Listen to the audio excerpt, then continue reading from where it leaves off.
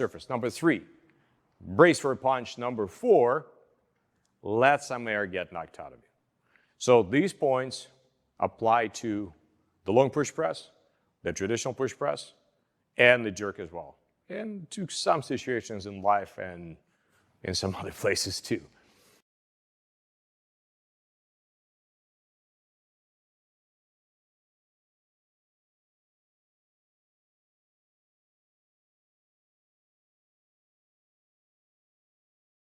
So let's go over a few more technique points for the long push press. So you've performed your clean, in this case single arm clean, later on we'll do double as well. You know the way you do it. Then you change your stance. Traditionally, most people find it more comfortable to perform jerks and push presses from a stance that's a little bit narrower than it would be that they're comfortable to clean with. Not always, but that's fairly typical. So you perform the clean, you adjust your stance. Then you take a breath, brace yourself. Pretty much you're about to perform a front squat. You go down all the way to the bottom of the front squat. Where is all the way? That's the question. Ideally, all the way is when your hamstrings are sitting on your calves. But that is only provided that your squat form is perfect. That means that, as with the goblet squat we have discussed earlier, the same fundamental squat rules must be observed. Not just the goblet squat, not with the kettlebells, with barbell, with any implement. So the rules are as follows. Your lower back never flexes. So you don't tuck your tail in. Your spine stays straight, nearly straight. The normal curve that you exhibit when you walk around. That's number 1. Number 2, your knees are always tracking your toes. Always. So the knees may not bow in. They always have to track the toes. And your heels may never come off the ground. So you have to keep those heels planted at all times. So those are, oh yeah, and you can't do any funny stuff with your feet either. Like if you watch somebody squatting or doing a push press or jerk or anything else that involves squatting, and you see the feet doing some funny dance, rolling in, rolling out, the big toe is coming up, you got a problem. And you need to go and get it fixed because you have some sort of condition, you have some sort of asymmetry that needs to be addressed. If you do not fix that, if you keep training with your foot rolling, knee bowing, doing stuff like that, you're going to pay for it sooner or later. So in order to stay in the game for a long time, perfect mechanics. So you got your perfect squat mechanics, you go down as deep as you can to maintain this mechanics. John is able to do a full squat, you might not be able to do that. That's okay, so you just go as deep as you can. I'm going to say this one more time, you must keep your heels down on the ground. It's very tempting to let your heels come up. Do not do that. As soon as you have bottomed out, as soon as you reach the bottom point of your squat, you're still holding all your air, and you just spring out of there.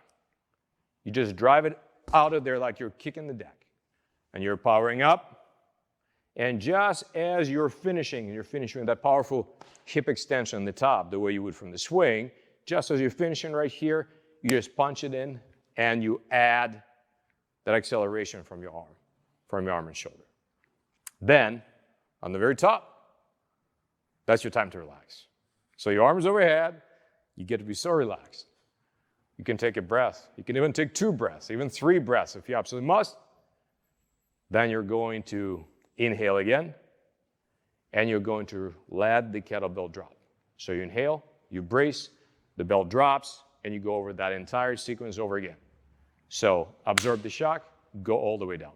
John, let's see this one more time, and how about we try to take a slightly different angle. Let's face that way.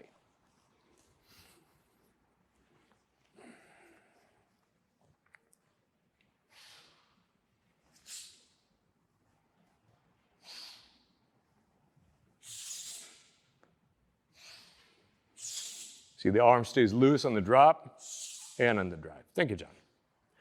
Mike, let's hear what you have to say about this. So once you get the kettlebell in the rack position, it is very important from a safety standpoint, but from a performance standpoint that, again, we don't change the shape of our spine. So we get that kettlebell in the rack, we stack our ribs over our pelvis, and that is the shape of our spine and our posture for the duration of the drill. If you drop into your squat and you lose the position, you lose stability, and you put your back at risk. So make sure that once you get the kettlebell in the rack position, you implement that power breath, you maintain the positioning, because that's going to give you the power and the stability that you need to get that kettlebell overhead.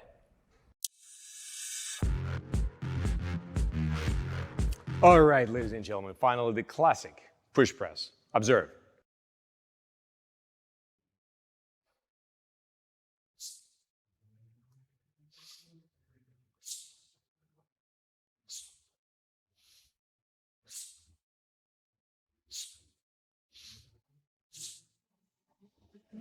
Thank you, John. Please park.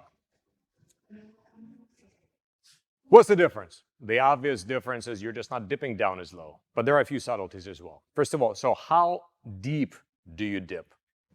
In this particular exercise, you go down as low as necessary to generate the maximal power. What does it mean?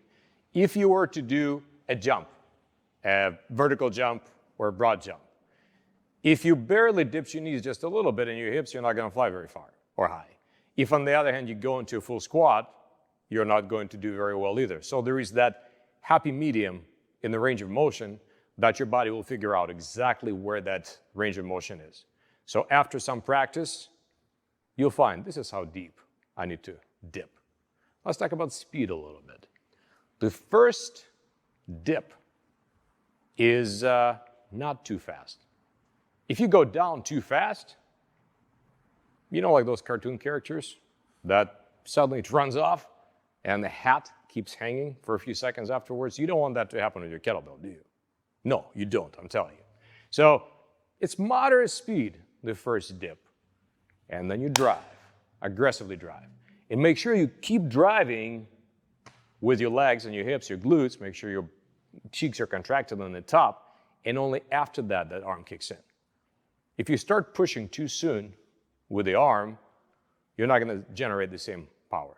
This is the same thing as with a punch. You don't punch too soon with the arm. You punch with your lower body, and then the arm comes in for the action later. The exact same idea. Let's talk about the weight distribution. Keep the weight more or less over the center of your feet. Do not go to your toes. It's going to be very tempting for you to go up on your tippy toes, but do not. And I have to say that on the way up, it's not really tragic. Not desirable, but not tragic. On the way down, you could possibly mess up your knees if you don't know what you're doing. There are special kettlebell skills. Some people learn how to go up on their toes to absorb the shock, very similar to that in the jump, but those are specialized skills for kettlebell people, not for grapplers. So, center of the foot, take a dip at a moderate speed, then accelerate from there. As you stay upright. So you have to keep this bell in the rack right here very, very tight, but you still have to stay pretty upright. Maintain the brace. Remember the lessons of the brace that you learned from the double clean, double front squat, and the long push press. And then drive aggressively. When you finish with something that we call the active static. Active static means that you're going to keep pushing and driving into that bell for just a little bit while. Just keep exerting your strength. John, please demonstrate.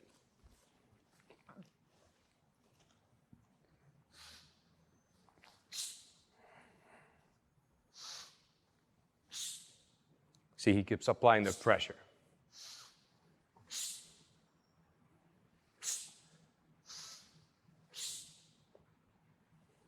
Thank you, John. And I'll address a couple more points, something to really watch out for. In the long push press, when you're going all the way down into the squat, it's much easier to maintain a neutral spine, straight spine that Mike has stressed you must maintain. When you're dipping down just a little bit, it's very tempting to just pretty much perform a crunch. And this is not desirable. This is not something you want for your back.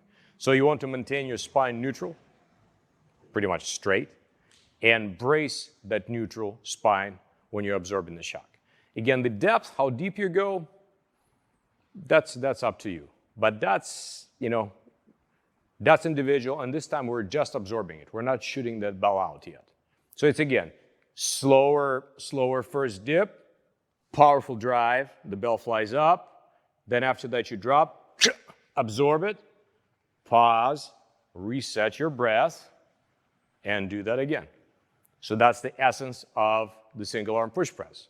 But my colleague Mike is going to have to say a couple more things as well.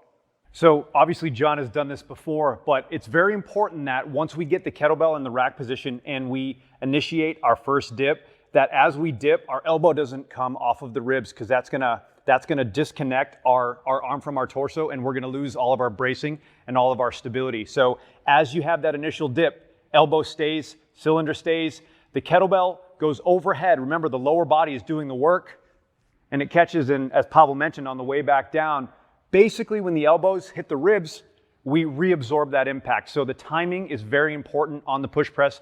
But again, make sure the elbow doesn't peel off the body, especially on that first dip as we accelerate the kettlebell overhead. And this is an excellent point, Mike, and this is a point especially to be made to those athletes who have done Olympic lifting in the past, who have done cleans and jerks with a bar, with a long bar.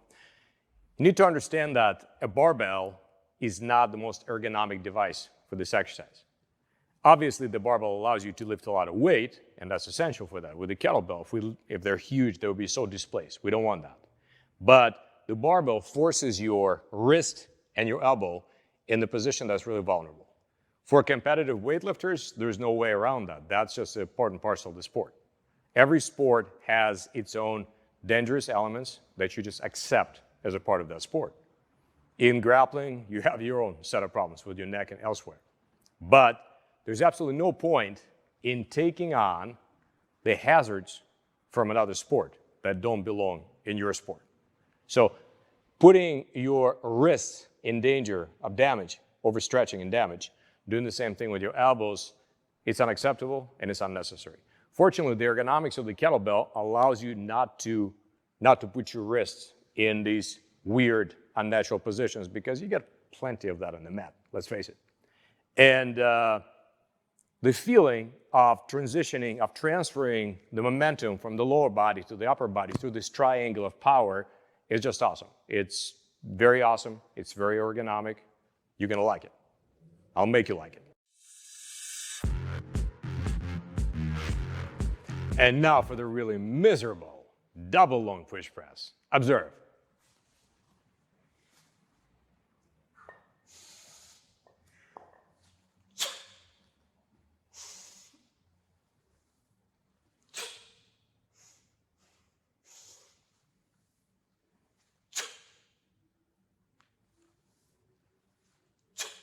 Thank you, Mike. Please park him. All right, let's talk about this briefly.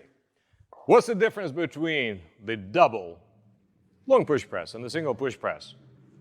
Double the weight. No, it's like exponentially 4 times as miserable. So that's very, very beautiful. But the double long push press also presents greater demands on your mobility, obviously, overhead, much greater demands on your midsection, and it really does prepare you to perform some very, very powerful jerks. So do not hesitate to go much lighter than you would think you would want to go and do this exercise. The idea is exactly the same. Clean the bells, change the stance if necessary, take a breath, go into a full squat for you, that is, as deep as you can. Do it safely, drive out of there. As you're finishing the drive, that's when your arms kick in. So finishing, your arms kick in. It's a very similar idea to that of a punch. So the hip is working first, and the arm and shoulder are working last. The same idea. On the top again, you can just relax, chill, take a couple breaths, and then you take a breath and go back down again. Let's see it from this angle, Mike.